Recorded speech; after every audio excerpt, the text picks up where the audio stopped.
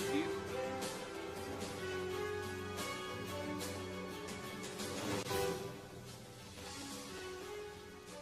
Bienvenidos a 360 grados, una visión global de la noticia, un espacio para debatir sobre todo lo que sucede en Colombia y en el mundo. Y hoy empezaremos en 360 hablando del examen que fue sometido hoy el controvertido Marco Jurídico para la Paz en la Corte Constitucional, donde 9 magistrados han escuchado voces a favor y en contra del marco. Entre ellas la del presidente Juan Manuel Santos, José Miguel Vivanco de Human Rights Watch, el procurador, el fiscal, entre otros. La discusión está centrada en si el marco jurídico para la paz creará más impunidad en Colombia, al ser usado para perdonar todos los crímenes que han cometido durante décadas actores armados como las FARC. ¿Qué futuro tendrá el marco jurídico para la paz en la Corte Constitucional? Tema de debate esta noche en 360. Y también hablaremos esta noche de una carta abierta de 33 artistas e intelectuales que afirman que la posible destitución del alcalde de Bogotá, Gustavo Petro, significaría la ruptura de los diálogos de paz. Los intelectuales argumentan que no parece posible que la guerrilla crea de verdad en las posibilidades de reinserción a la democracia, viendo de qué manera arbitraria se destituye a un alcalde que se reintegró a la vida civil. ¿Qué tan cierto es lo que dice esta carta? Vamos a debatirlo con nuestros invitados y no se muevan, que ya en segundos le damos la bienvenida a todos ellos.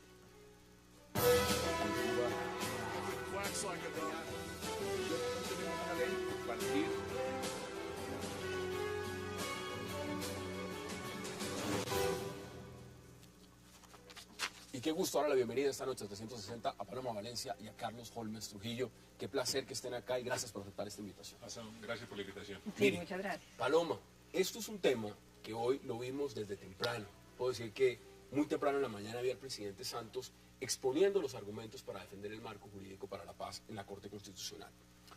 Voy a darle una de las frases que él dijo. Dijo, no se trata de sacrificar la justicia para lograr la paz, sino de cómo lograr la paz con un máximo de justicia. ¿Cómo ve usted el marco? ¿Cómo ve lo que pasó hoy y lo que ha pasado en el transcurso del día en la Corte Constitucional? La frase es buenísima. La frase, por supuesto, de eso se trata la justicia transicional. Es qué tanta justicia, qué tanta verdad y qué tanta reparación somos capaces de obtener en una negociación con un grupo violento. Sin embargo, la cuestión es que el marco jurídico optó por lo mínimo, Hassan. Usted lee el marco jurídico para la paz y se da cuenta que tiene figuras no solamente de subrogados penales, sino de que significan, entre otras, suspensión de la ejecución de la pena, sino de la cesación de la acción penal. ¿Qué significa eso? Que ni siquiera los vamos a condenar. Y yo creo que lo primero que hay que decir es que Colombia viene avanzando en esto de las negociaciones con grupos armados, porque es que los tenemos desde hace muchísimos años. Y hemos pasado de la impunidad y los indultos totales con representación política hacia la búsqueda de unos mínimos de justicia, verdad y reparación que se hicieron en la Ley de Justicia y Paz. ¿Hay que reconocerle fallas a la Ley de Justicia y Paz? Por supuesto que sí, ahí están. No se pudo juzgar, no se pudieron juzgar porque la capacidad instalada de nuestra justicia no daba para el juzgamiento de tantos delincuentes y criminales. Sin embargo, no puede uno concluir que porque la Ley de Justicia y Paz tuvo esas fallas, lo que tenemos que llegar es a consagrar la impunidad total, porque eso es lo que ha pasado en el marco jurídico para la paz. Como no pudimos juzgarlos, pues no los juzgamos de una vez legalmente y así ni siquiera nos queda la duda de si debimos o no juzgarlos. Doctor Carlos Holmes, bienvenido. Hassan, ¿Cómo lo ve usted? gracias. Porque la gran pregunta y el debate, lo que ha pasado hoy en esta audiencia pública es mirar la argumentación de si esto se ajusta o no a la Constitución. ¿Usted cree que el marco se ajusta a la Constitución? El marco no se ajusta a la Constitución. Y yo lo he dicho desde un principio.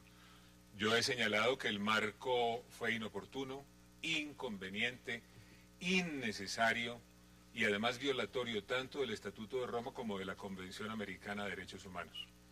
Y no se ajusta a la Constitución por varias razones. Primero, por el trámite. La norma constitucional referida a mecanismos de participación popular en lo que tiene que ver con los referendos establece que las reformas constitucionales aprobadas por el Congreso que toquen los derechos que están en el título primero, capítulo segundo de la Constitución deben ser sometidos a referendo. El artículo 22, que es el que tiene que ver con la paz como un derecho y un deber de obligatorio cumplimiento, hace parte de ese título, de manera que una vez aprobado por el Congreso debió haber sido sometido a referendo y este sería una razón suficiente para que la Corte lo declare inconstitucional porque en materia de reformas constitucionales su función se limita a pronunciarse sobre aspectos de forma y no de fondo, para no hablar de los temas de fondo. Bueno, y vamos a hablar de los temas de fondo. Ahora, la Corte va a tener, y esto lo dijeron claramente desde el ponente, el magistrado ponente, va a tener en cuenta argumentos políticos y va a tener argumentos también jurídicos, los dos, porque pues de eso se trata. ¿Cuáles de esos dos argumentos creen ustedes que pesa más? Yo creo que en los cierres constitucionales es evidente que el tema político es lo que prima, Hassan, porque una constitución no tiene sino unos principios básicos, abiertos a la interpretación, y depende, digamos, del sentimiento político que usted les ponga, dan para una o para otra interpretación. Entonces esta, como casi todas las decisiones constitucionales, es de espíritu eminentemente político. Eso quiere decir que está mucho más ligado a la agenda del gobierno en este momento, y es una agenda de unidad nacional y es una agenda de llevar el proceso adelante. La pregunta es, ¿cuál es el espíritu político de la Corte Constitucional? Me parece que aquí lo que se está mostrando, entre otras, es la falta de equilibrio que hay en el diseño institucional colombiano. Imagínese que 8 personas que son nombradas, que no tienen ninguna representación democrática, sean las que deciden el destino de un país. Eso, pues, a todas luces, me parece, tiene una serie de inconvenientes. En Estados Unidos, por ejemplo, existe la figura de que el Congreso puede revocar decisiones de la Corte Constitucional, porque finalmente es quien tiene la representación democrática. Pero dejando eso de lado, yo creo que lo que es interesante observar es que a la Corte le viene una tarea muy complicada, porque si dice que no, entonces el gobierno dice, se tiraron el proceso de paz y les toca responder con el costo político. La culpa de que no se haya hecho la paz, claro, va a ser de ellos, no de que las FARC no quieren hacer la paz y de que se están fusilando con tiros de gracia a los militares, ni que los colombianos no están de acuerdo con la impunidad. Eso no tendría nada que ver, la Corte Constitucional se tira el proceso. Pero si dicen que sí, pues qué grave ofensa le hacen a la Constitución y a los principios de la justicia. A mí lo que más me impresionó, digamos, de la audiencia que vimos hoy, es que uno esperaría que el gobierno tenga unas decisiones políticas. Es aceptable, Hassan, la decisión de que quieren hacer la paz. Es parte, digamos, de vender un discurso político con miras a la reelección. Sin embargo, uno esperaría una institucionalidad respetuosa de los principios de justicia, respetuosa de los derechos de las víctimas, respetuosa de la institucionalidad colombiana, como sucedió en el marco, en la Ley de Justicia y Paz. Claro. Hassan, el doctor Hodgman se acordará que todo el mundo salió a decir que era el colmo que les fueran a dar rebajas, y eso ayudó, digamos, a que la estructura de la ley mejorara y las concesiones fueran menores, porque de eso se trata. Usted hace una propuesta como gobierno que tiende a ser, digamos, popular, gustadora, y las instituciones la ajustan para que no haya excesos políticos. Lo que es desconcertante es que todas las instituciones colombianas hoy, a excepción hecha de la Procuraduría, estén apoyando Usted la impunidad. menciona a una de las ramas del poder, pues hablemos de la rama judicial y veamos declaraciones del fiscal Montealegre frente a este tema. Solicito a la Corte la declaratoria de constitucionalidad del acto legislativo y además expresamente solicito que se haga una integración normativa del texto, por cuanto no se puede decidir sobre la constitucionalidad del concepto de selectividad o de crímenes de selectividad por el autor o de selectividad por los hechos si no se hace un estudio integral de la norma constitucional del nuevo marco constitucional para la paz. Eso dice el fiscal. Nosotros estamos en vivo, son las 8:10 hora de Bogotá, a este debate, y eso se los digo porque ustedes lo saben, nuestros televidentes, los que nos siguen en Twitter también, estaban invitados el doctor Horacio Serpa, en ese lado de la mesa, y Marco Romero del CODES. Los dos defienden el marco legal para la paz. Marco posiblemente en este momento está exponiendo en la audiencia pública y por eso no ha llegado, y al doctor Horacio Serpa lo estamos esperando. Pero esas son las posiciones, y frente a eso está el debate.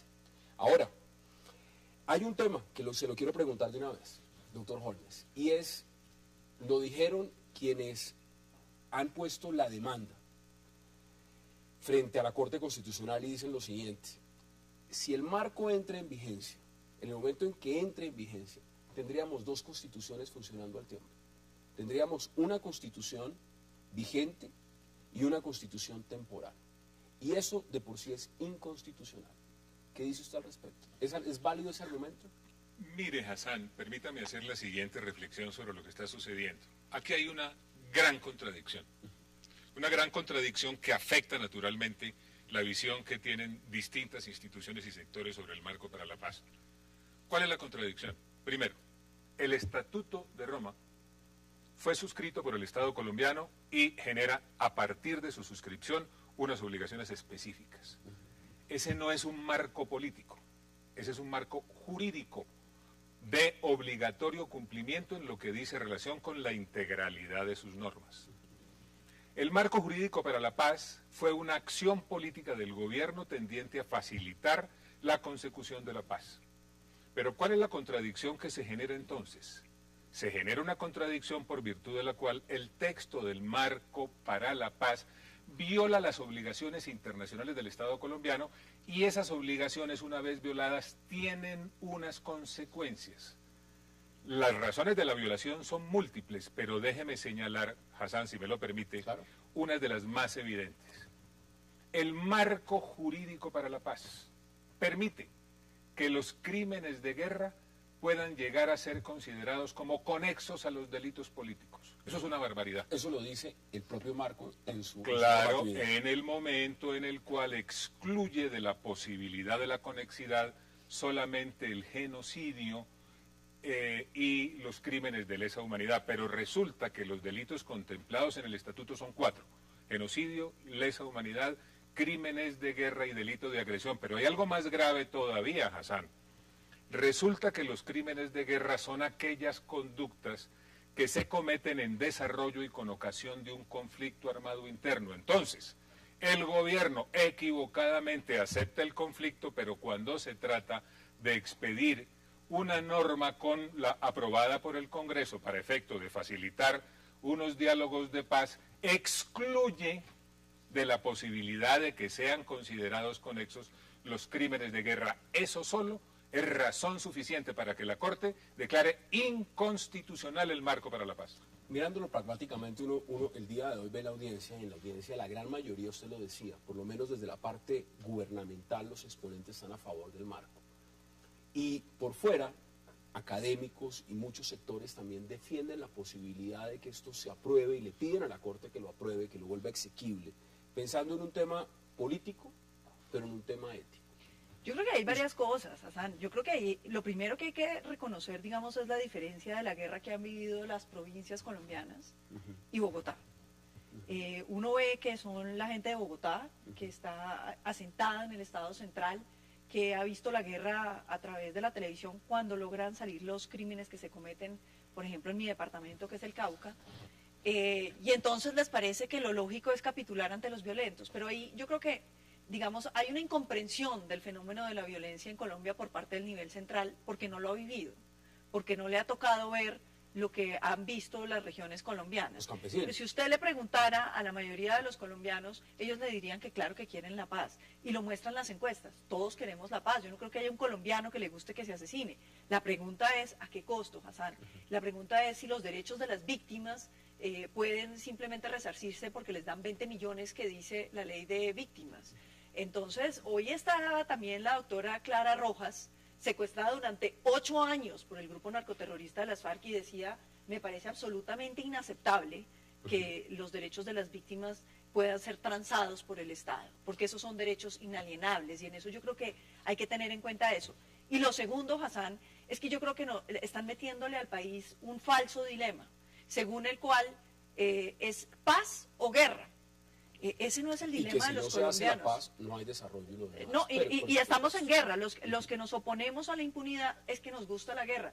Hombre, eso es una forma muy pobre, yo creo, de entender los argumentos de la contraparte. A nadie le gusta la guerra.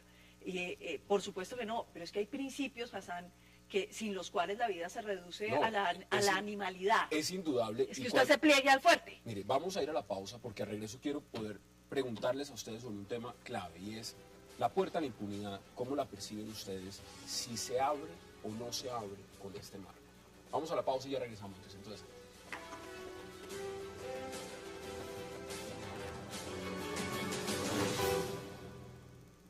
esa es la gran oportunidad, la oportunidad histórica que tenemos ante nosotros.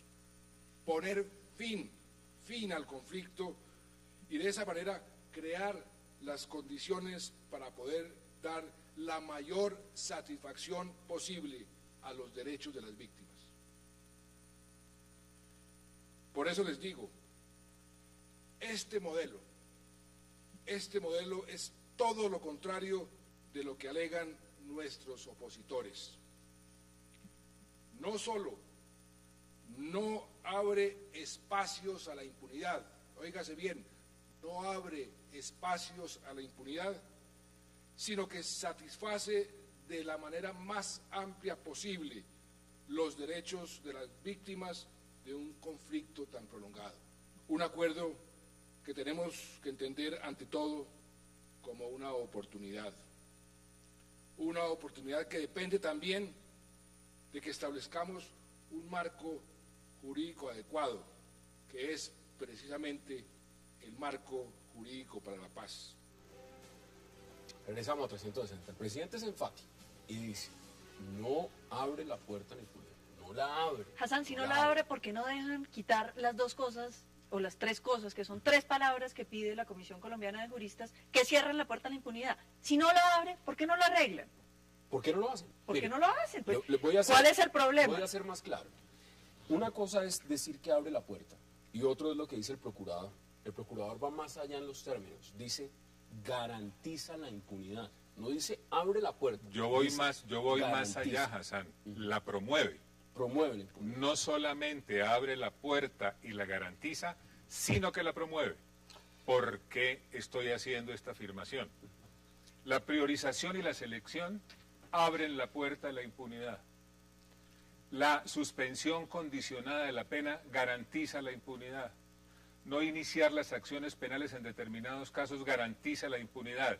Y permitir, como lo dije antes, que los crímenes de guerra sean considerados como conexos a los políticos, promueve la impunidad. Señor presidente, el marco para la paz promueve la impunidad, la garantiza y la facilita. Si se renuncia, estas son palabras de la tesis del procurador, algunos tienen otra tesis, pero esto es la tesis del procurador, dice, si se renuncia a la persecución penal de delitos como tortura, desaparición forzada, embarazo forzado, ejecuciones extrajudiciales, homicidios en persona protegida, todos los que los han cometido podrían beneficiarse con este marco. Además agrega, si se renuncia a esa persecución penal, evidentemente nunca podrán tener verdad, justicia y reparación a las víctimas. ¿Es eso cierto? Mire, Hassan, pues claro que es cierto, pero imagínese que lo que deciden es juzgar solamente al máximo responsable, porque es muy difícil juzgarlos a todos. ¿Sí? 8.000 procesos en manos de una justicia que no puede andar con lo que solo la tiene. cabeza más grande. Entonces solo la cabeza más grande. Primero, ¿cómo vamos a descubrir cuál es la cabeza más grande? Pues van a salir todos diciendo que la cabeza era el más de abajo y esa era la cabeza y terminarán metidos 5 que no tuvieron nada que ver. Pero dejemos eso por fuera, que es la parte de la trampa que caracteriza, digamos, nuestra actitud frente a la ley. Pero independientemente de eso, yo creo que la pregunta es, ¿por qué no buscar más bien juzgamientos colectivos? Si vamos a sacrificar justicia, ¿por qué no sacrificamos justicia de quienes han venido delinquiendo? ¿Cómo sería el ejemplo? Digamos. Por ejemplo, vamos a juzgar por frentes. Entrega usted la lista del frente Teófilo Forero y con cédula. Estos son los delitos que cometieron. Y se condenan a todos en una sola sentencia. 100 o los que sean, 50.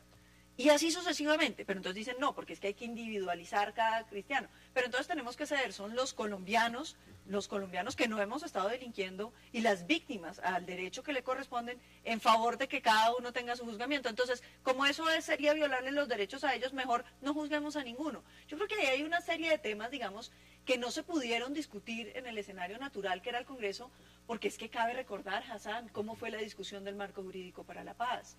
Fue una discusión donde no solamente el gobierno desacreditó y estigmatizó a quienes hicimos críticas diciendo que eran enemigos para la paz y mano negra, sino que yo le quiero recordar un hecho que los colombianos no deben olvidar. Uno de los debates de ese marco jurídico para la paz se hizo el mismo día en que ese grupo al cual le estaban otorgando la impunidad trató de asesinar a Fernando Londoño y asesinó a 2 de sus escoltas. Sobre la sangre de esos 2 colombianos se aprobó ese marco jurídico para la paz, para ese mismo grupo que estaba haciendo, y salió el presidente a decir que no eran ellos, ¿no? Aquí están los argumentos. Una reflexión adicional sobre eso. Mire, los colombianos tienen que conocer qué es lo que pretende el Estatuto de Roma en relación con la investigación y juzgamiento de los autores de los delitos de lesa humanidad, genocidio, crímenes de guerra y agresión. El objetivo del Estatuto de Roma es combatir la impunidad. Y es de tal manera comprensivo el estatuto que en materia de autorías, Hassan, contempla no solamente al autor directo o al instigador o al cómplice y sigue cubriendo todas las posibilidades de autoría hasta llegar, comillas, a todo aquel que haya prestado algún tipo de colaboración, cierra comillas. Y considera no solamente la acción individual, sino la acción de un individuo que pertenezca a un grupo y que actúe con conocimiento del propósito delictivo del grupo, contemplando en ese caso también todo el marco de las autorías. ¿Por qué hago este señalamiento? Para indicar que la priorización y selección que establece el marco jurídico para la paz viola flagrantemente el Estatuto de Roma y es otra razón suficiente para declararlo inconstitucional. Ese que usted plantea es justamente uno de los puntos más importantes por el cual la Corporación Colectivo de Abogados José Alvear pone la demanda. Pero mire, hemos visto declaraciones del presidente que defiende el marco, hemos visto declaraciones del fiscal que defiende el marco, damos declaraciones del procurador que está en contra del marco jurídico para la paz. Los aspectos demandados del marco jurídico para la paz garantizan la impunidad. Desconocen los derechos de las víctimas a la verdad, a la justicia y a la reparación e ignoran los estándares internacionales. Esas son las declaraciones. Usted mencionaba algo muy importante, que es el tema de los principios de selección. Así es.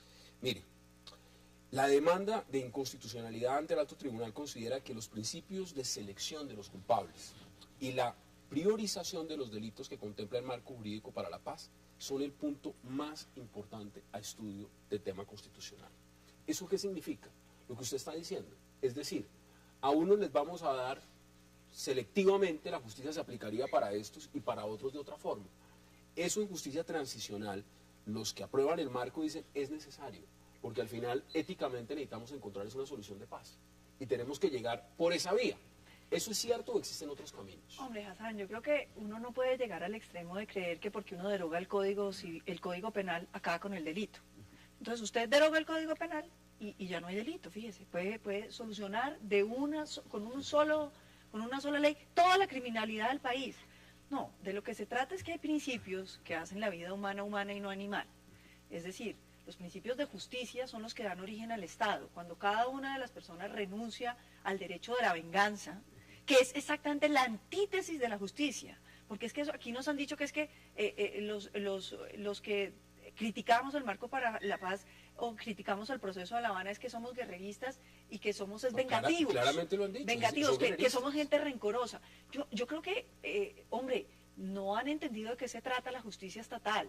Uno crea un Estado, un aparato estatal, precisamente para acabar con la venganza, porque el aparato estatal lo que hace es desvestir, digamos, los sentimientos humanos, pero mantiene los principios morales, porque aquí lo que hay que entender, si alguien comete un daño, lo normal es que tenga que pagarlo. Usted no puede coger la institucionalidad colombiana y decir que quienes cometen un crimen, como lo hacen sistemáticamente y el Estado no es capaz de derrotarlo, entonces el crimen se les perdona. Yo creo que hay una inconsistencia moral, ética, que además dificulta la aplicación de la ley para los otros colombianos. Porque ¿cómo es que a usted, si se parquea mal, le ponen una multa, o si se roba un celular, lo meten a la cárcel, pero si usted asesina y hace masacres, entonces solamente si era el jefe, lo meten a la cárcel? Un televidente normal pregunta lo siguiente, y dice claramente, ¿qué va a pasar, por ejemplo, con los que están negociando en este momento en La Habana? ¿Qué va a pasar, por ejemplo, con el señor Iván Márquez, con Pablo Catatumbo, con Rodrigo Granda? Esos señores que están en la mesa de negociaciones. Ellos en este momento están negociando un tema de participación política. ¿Qué pasaría con ellos con este marco legal para la paz de llegar a considerarse exequible por la Corte Constitucional? Mire, Hassan, para que haya paz realmente tiene que haber justicia. Esos señores que están en La Habana tienen que ser investigados y juzgados por todos los delitos que han cometido. Y muchos de ellos, si no todos, están incursos en delitos de genocidio, lesa humanidad, crímenes de guerra y delito de agresión. De manera que, en cumplimiento de las obligaciones que el Estado tiene, debe juzgarlos. Si no lo hace, ¿qué pasaría? Intervendría la Corte Penal Internacional. Pero déjeme hacerle una reflexión adicional. El problema no es la imaginación política de unos compatriotas. El problema real es la sostenibilidad de lo que hipotéticamente se acuerde, a la luz de lo que son las obligaciones del Estado colombiano en materia de normas contempladas en el Estatuto de Roma y algo adicional, Hassan, que es muy importante compartir con los colombianos. El Estatuto, el marco jurídico para la paz, viola la Convención Americana de Derechos Humanos. Como viola la Convención Americana de Derechos Humanos, imagínese usted un escenario en el cual se hicieran concesiones jurídicas en procura de que haya participación en política. ¿Sabe qué pasaría? Cuéntemelo. Lo que pasaría es que la Corte Interamericana de Derechos Humanos, en ejercicio del control de convencionalidad, obligaría y ordenaría al Estado colombiano a que reformara la Constitución Nacional. Es que aquí estamos en un proceso... Pero como ustedes lo plantean, eso está lleno de vacíos. Pero por favor, o sea, Hassan, es que la no tiene fondo. debilidad de ese marco jurídico para la paz no tiene nombre. Lo que se hizo fue una irresponsabilidad de un tamaño tremendo para navegar en medio de una ilusión de paz que no tiene ningún sustento en la realidad. Agreguémosle un elemento, tengo que ir a la pausa, pero esto por supuesto tiene que ver también con lo que dicen organizaciones como Human Rights Watch, que está diciendo Vivanco, que aquí no se debería mirar únicamente el tema de si se es cabecilla o si se ha cometido un crimen de Lo que lesa yo le humanidad, dije. sino la sola permanencia, el solo hecho de pertenecer a un grupo ilegal armado. Pero imagínense no haber aprendido de la experiencia de los paramilitares, que son narcoterroristas idénticos a las FARC, porque es que es un grupo igualmente delincuencial y espantoso. Y la ley dejó que la fiscalía no pudiera juzgarlos. Entonces hoy en día tenemos solamente las cabecillas que se extraditaron y los demás están ahí, en bandas criminales y en otras cosas y por ahí. Entonces la pregunta es, ¿cómo no aprender las lecciones de eso para tratar de mejorarlo? Decirnos, como eso no funcionó, pues consagremos la impunidad. Pero vamos a la pausa, porque hay muchos otros temas que quiero preguntar. Para hacer un comentario sobre ese tema que yo creo que es interesante. Lo hace inmediatamente. Vamos a la pausa en 360 y ya regresamos.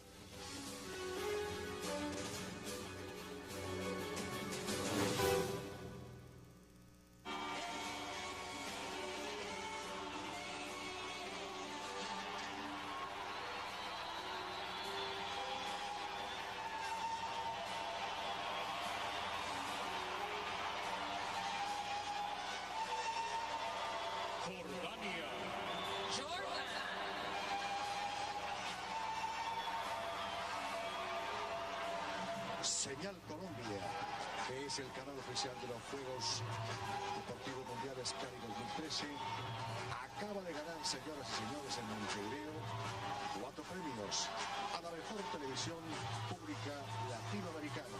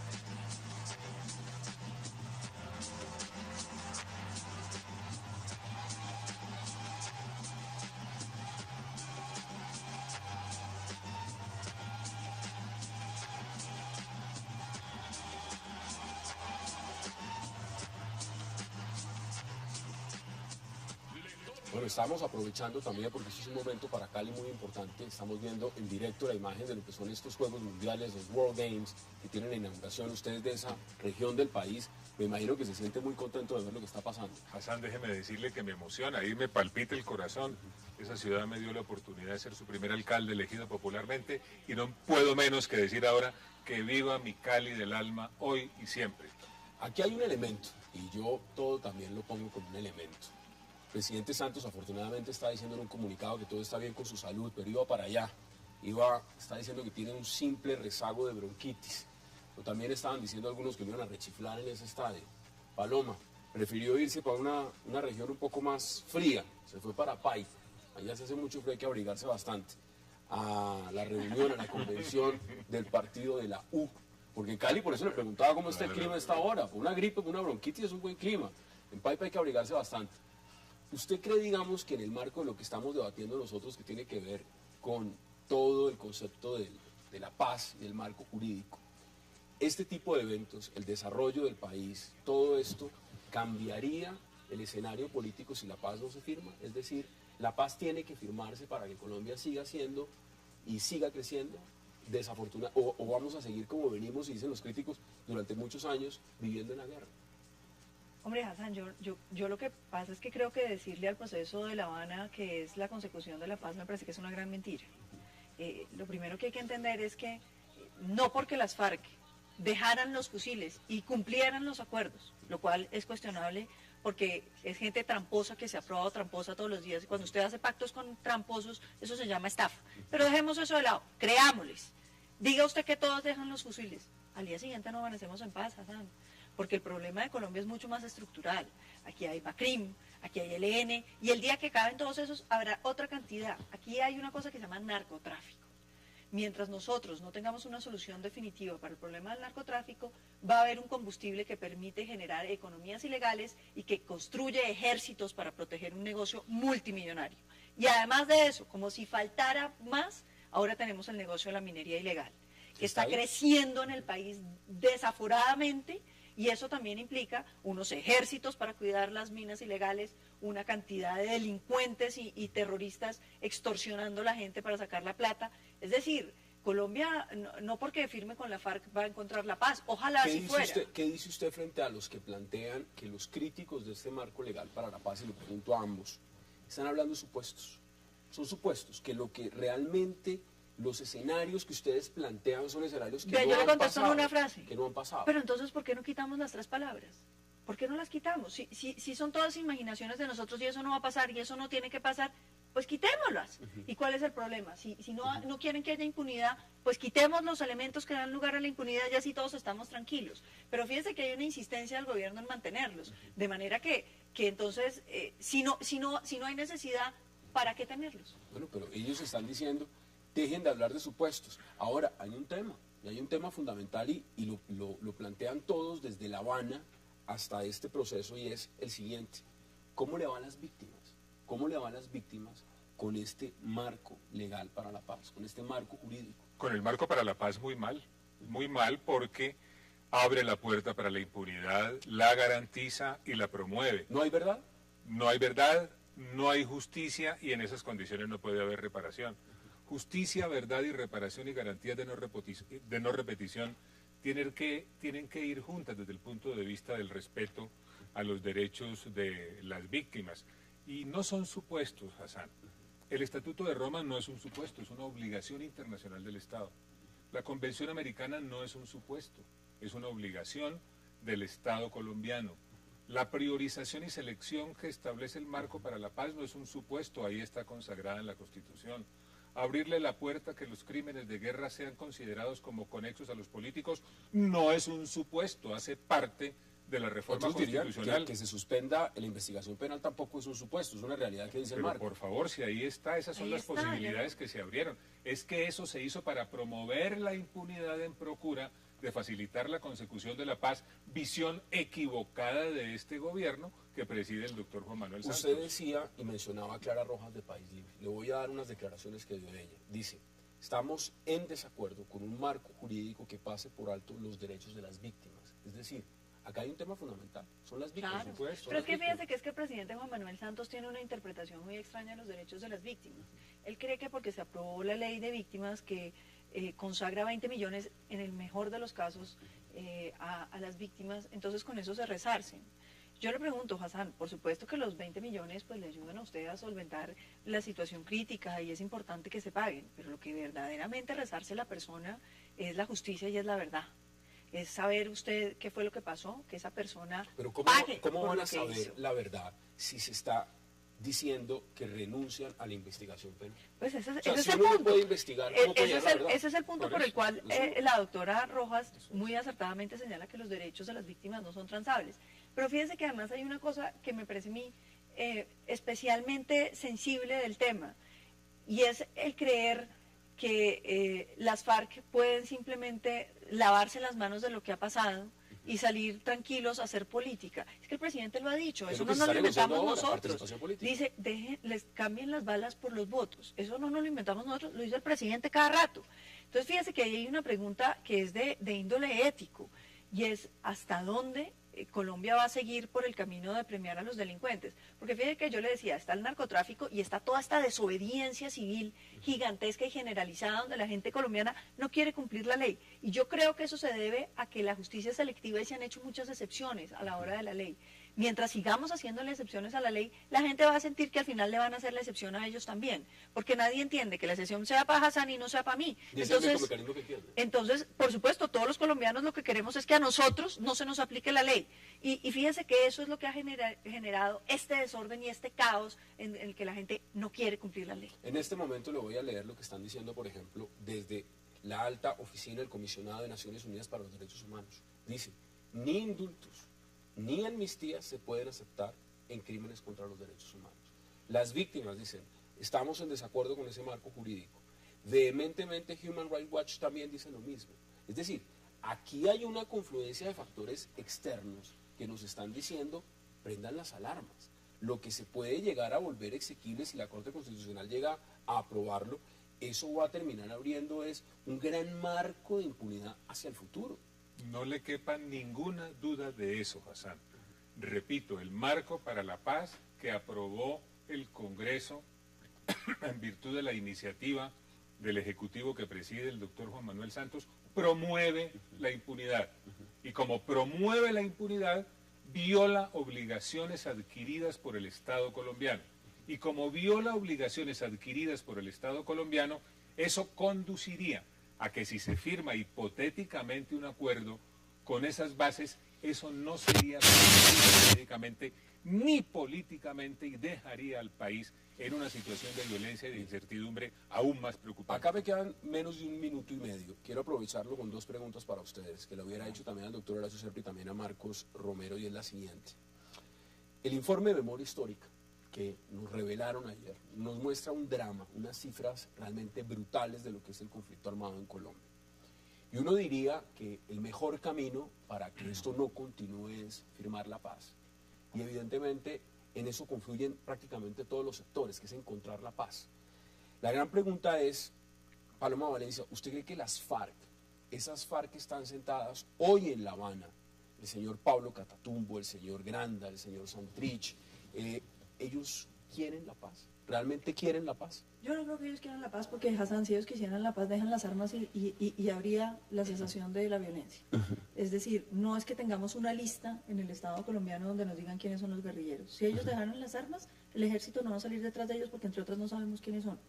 Entonces fíjese que ellos lo que quieren es, con esas armas, extorsionar a la sociedad colombiana. Es decirle, como yo tengo estas armas y usted no me ha podido derrotar, entonces yo le voy a sacar lo que yo quiera. Entonces la pregunta ahí es, ¿hasta dónde se va a dejar extorsionar la sociedad colombiana? ¿Hasta dónde tenemos que ceder los principios de justicia y hasta dónde los derechos de las víctimas quedan sin ningún valor?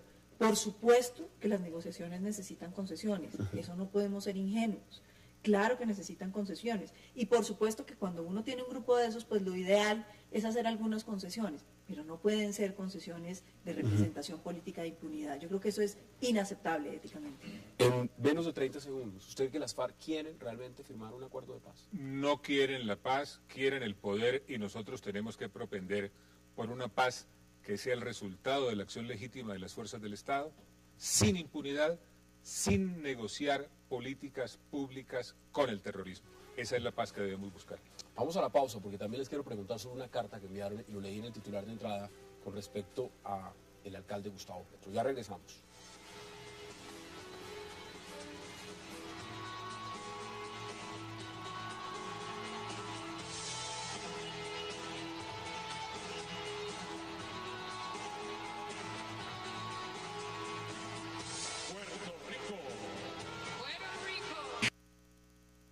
El mayor adversario de la oposición democrática en Colombia, el procurador Alejandro Ordóñez, que de un modo arbitrario se ha tomado la atribución de anular las decisiones de la ciudadanía, ha iniciado un proceso para destituir e inhabilitar a Petro, como antes lo hizo con otros importantes líderes populares. La administración de Petro en solo año y medio ya arroja resultados importantes en la lucha por superar los males de la ciudad. Gustavo Petro sería el instrumento perfecto para impedir las transformaciones que puede obrar sobre la ciudad un gobierno que no es sospechoso de corrupción, para torpedear el proceso de paz, para hacer que un conflicto de 50 años se eternice sobre nuestra tierra y para producir un estallido de indignación de consecuencias imprevisibles. Además de borrar de un plumazo la voluntad de los ciudadanos, otra de las consecuencias de la injusta destitución de Petro podría ser la ruptura de los diálogos de paz de La Habana entre el gobierno de Colombia y las FARC. No parece posible que la guerrilla crea de verdad en las posibilidades de la democracia, viendo de qué manera arbitraria se destituye a un alcalde que se reintegró a la vida civil, que fue elegido por la comunidad y que está gobernando para la gente.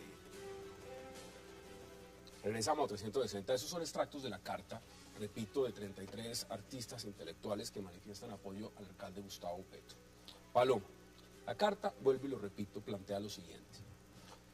¿Usted cree que la destitución del alcalde Gustavo Petro, y esto va directamente dirigido al señor Procurador General de la Nación, Alejandro Ordóñez, si el Procurador, por medio de un acto administrativo, llega a destituir al alcalde Gustavo Petro, esto generaría la ruptura de los diálogos de paz de La Habana, como lo plantean estos artistas e intelectuales? Vean, yo creo que hay que diferenciar dos cosas. Una es el poder del procurador de destituir figuras elegidas popularmente. En Colombia está consagrado así. Yo personalmente creo que habría que tener un poco de mayor respeto por las decisiones populares, porque esta cosa de que se destituyan alcaldes y gobernadores pues está volviendo imposible la gobernanza local. Sin embargo, hecha esa salvedad, digamos, hay unas leyes que están para todos.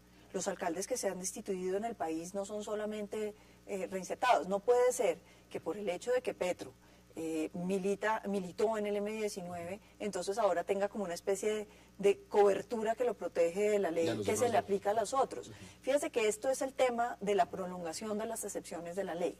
Quienes han cometido delitos consideran que como los indultaron ya quedaron indultados también hacia el futuro. Yo creo que eso no es cierto. Inclusive su gestión. Sí, inclusive su gestión. Ahora resulta que si el procurador lo investiga, entonces es arbitrario. Yo creo que no, pues es que ahí está la situación de todos los demás procuradores, de todos los demás alcaldes, y este no es este solo procurador. En los procuradores anteriores también han destituido alcaldes y gobernadores.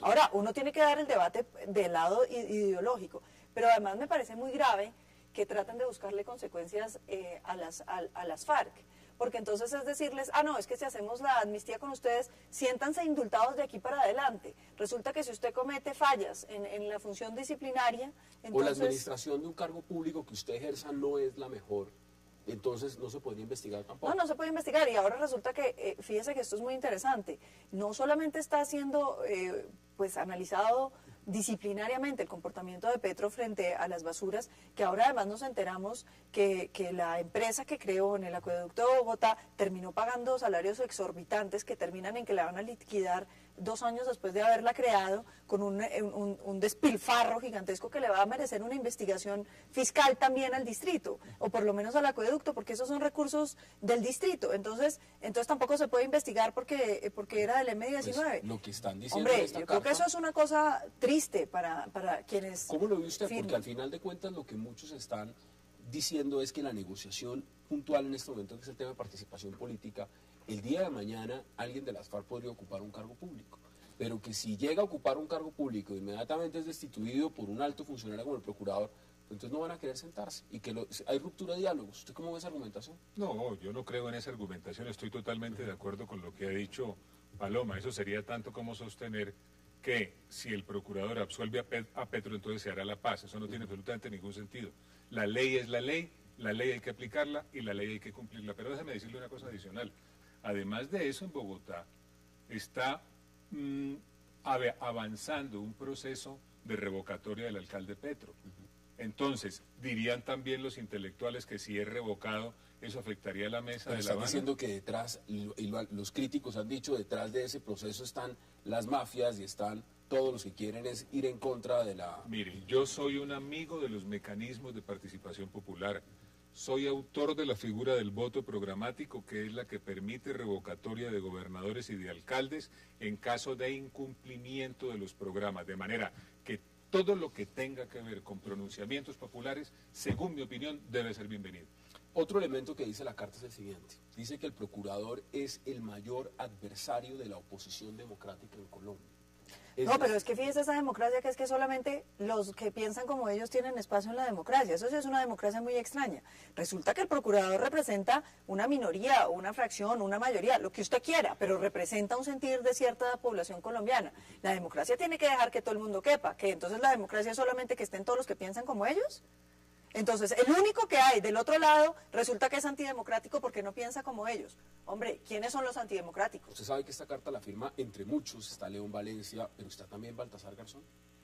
Yo no sé qué hace firmando asuntos de la vida colombiana, entre otras cosas. Bueno, ambos tienen programa en Canal Capital. Ahora, yo les pregunto lo siguiente.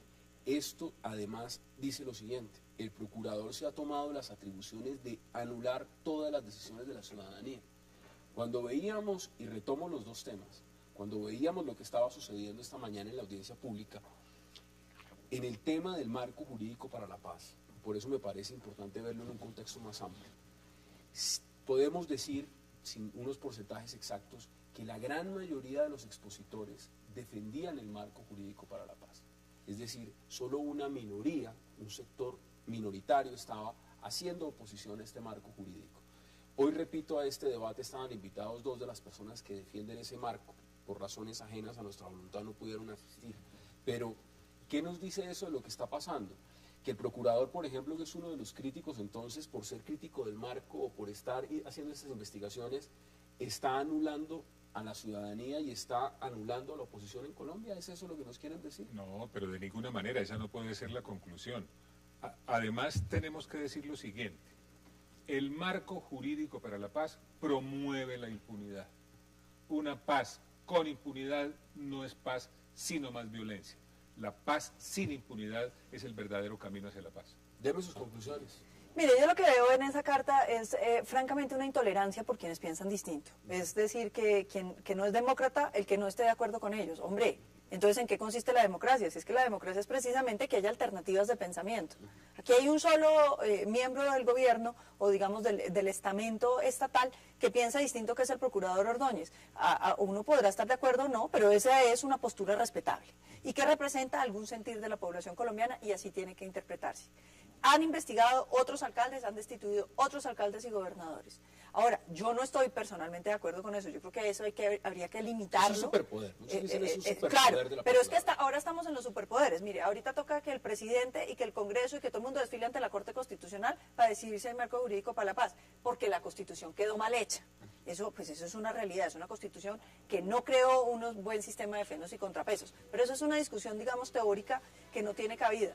Pero venirnos a decir que las investigaciones contra Petro pues afectan los procesos de paz, me parece que es no es solo una exageración, sino un irrespeto con la institucionalidad colombiana. Paloma Valencia, como siempre, un verdadero placer y gracias por aceptar la Muchísimas invitación. gracias. Doctor Carlos Gómez Trujillo, como siempre, un placer y gracias por aceptar la invitación. Muchísimas gracias por la A invitación. ustedes gracias por acompañarnos y nos vemos mañana de nuevo a la misma hora, a las 8, para seguir debatiendo toda la agenda política de Colombia y del mundo. Hasta una próxima oportunidad.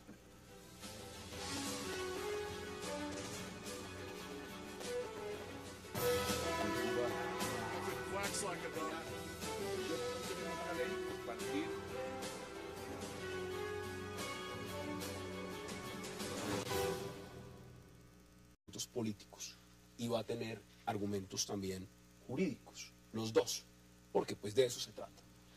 ¿Cuáles de esos dos argumentos creen ustedes que pesa más?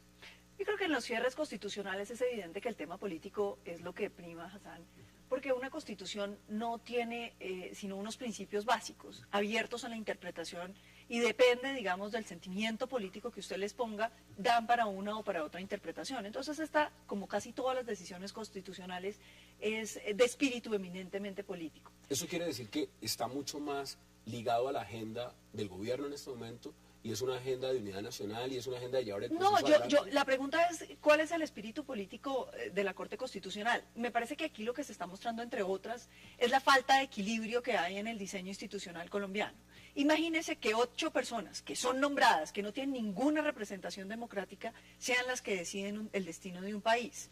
Eso, pues, a todas luces, me parece, tiene una serie de inconvenientes. En Estados Unidos, por ejemplo, existe la figura de que el Congreso puede revocar decisiones de la Corte Constitucional, porque finalmente es quien tiene la representación democrática. Pero dejando eso de lado, yo creo que lo que es interesante observar es que a la Corte le viene una tarea muy complicada, porque si dice que no, entonces el gobierno dice, se tiraron el proceso de paz y les toca responder con el costo político. La culpa de que no se haya hecho la paz claro, va a ser de ellos, no de que las FARC no quieren hacer la paz y de que se están fusilando con tiros de gracia a los militares, ni que los colombianos no están de acuerdo con la impunidad. Eso no tendría nada que ver, la Corte Constitucional se tira el proceso. Pero si dicen que sí, pues qué grave ofensa le hacen a la Constitución y a los principios de... 360, a Paloma Valencia y a Carlos Holmes Trujillo. Qué placer que estén acá y gracias por aceptar esta invitación. Gracias por la invitación. Sí, mire, muchas gracias. Paloma, esto es un tema que hoy lo vimos desde temprano. Puedo decir que muy temprano en la mañana había el presidente Santos exponiendo los argumentos para defender el marco jurídico para la paz en la Corte Constitucional. Voy a darle una de las frases que él dijo. Dijo, no se trata de sacrificar la justicia para lograr la paz, sino de cómo lograr la paz con un máximo de justicia. ¿Cómo ve usted el marco? ¿Cómo ve lo que pasó hoy y lo que ha pasado en el transcurso del día en la Corte Constitucional? La frase es buenísima. La frase, por supuesto, de eso se trata la justicia transicional. Es qué tanta justicia, qué tanta verdad y qué tanta reparación somos capaces de obtener en una negociación con un grupo violento. Sin embargo, la cuestión es que el marco jurídico optó por lo mínimo, Hassan. Usted lee el marco jurídico para la paz y se da cuenta que tiene figuras no solamente de subrogados penales, sino de que significan, entre otras, suspensión de la ejecución de la pena, sino de la cesación de la acción penal. ¿Qué significa eso? Que ni siquiera los vamos a condenar. Y yo creo que lo primero que hay que decir es que Colombia viene avanzando en esto de las negociaciones con grupos armados, porque es que los tenemos desde hace muchísimos años. Y hemos pasado de la impunidad y los indultos totales con representación política hacia la búsqueda de unos mínimos de justicia, verdad y reparación que se hicieron en la Ley de Justicia y Paz. Hay que reconocerle fallas a la Ley de Justicia y Paz. Por supuesto que sí, ahí están. No se pudo juzgar, no se pudieron juzgar porque la capacidad instalada de nuestra justicia no daba para el juzgamiento de tantos delincuentes y criminales. Sin embargo, no puede uno concluir que porque la Ley de Justicia y Paz tuvo esas fallas, lo que tenemos que llegar es a consagrar la impunidad.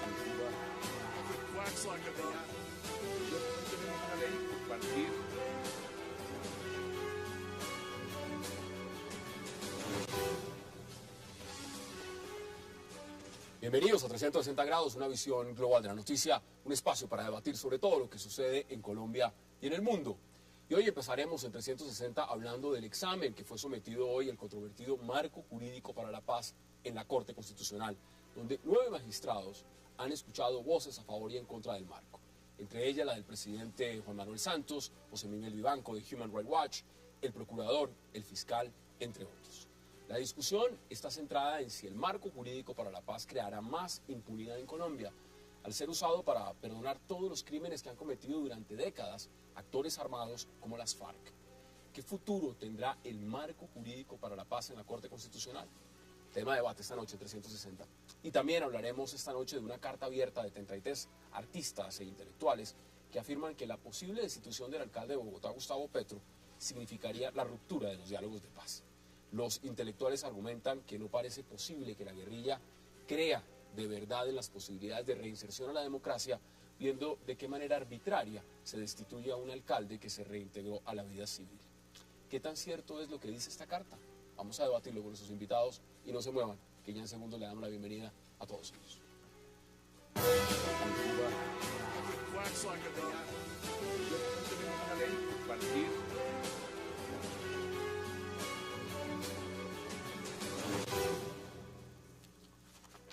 Y qué gusto ahora la bienvenida a esta impunidad total, porque eso es lo que ha pasado en el marco jurídico para la paz. Como no pudimos juzgarlos, pues no los juzgamos de una vez legalmente y así ni siquiera nos queda la duda de si debimos o no juzgarlos. Doctor Carlos Holmes, bienvenido.